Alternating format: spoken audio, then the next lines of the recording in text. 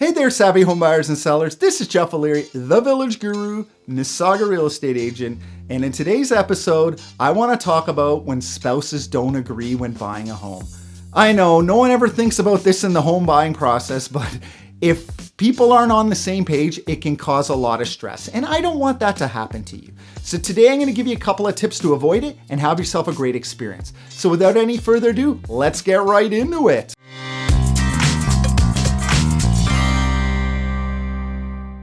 So what should be an exciting time buying a home can sometimes turn into a challenge. And that's usually because people aren't on the same page and they're not communicating properly.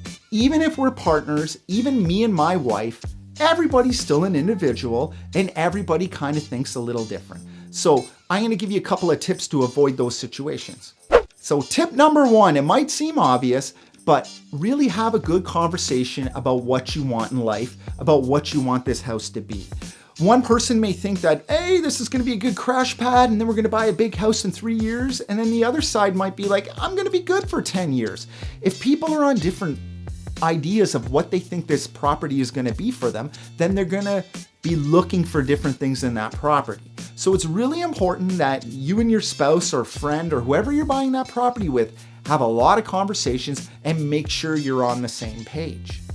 Tip number two, what I like to do is have people write down what they must have in a house, what they can't have in a house, and what they'd like to have in a house.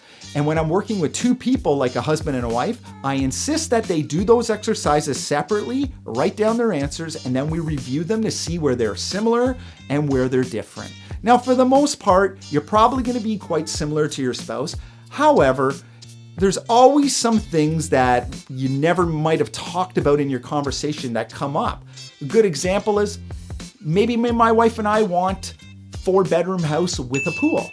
Now, however, we both might say that, but at the end of the day, my wife might be like, okay, I'll have a pool, but if it's a really good kitchen, then forget the pool. Where maybe with me, that's what I've been dreaming about. Those are kind of the nuances in the language that you need to hash out. And by writing down those little exercises, it will really help you to clarify. And then that way everything's on the board and you can have a smooth process. Feel free to download my buyer's guide. You can do the exercises. They'll help you out in your home search. Tip number 3. Talk about what your life is going to look like in 5 years.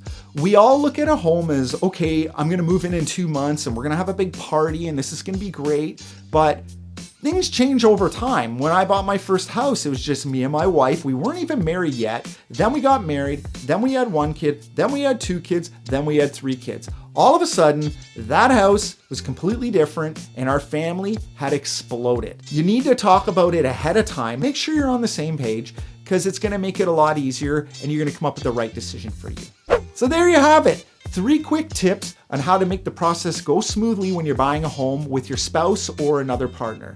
If you have any questions about real estate, always feel free to call or email me. If you like this video, give it a thumbs up, subscribe to my channel, and share with your friends. I'm Jeff O'Leary, the Village Guru, and have yourself a great day.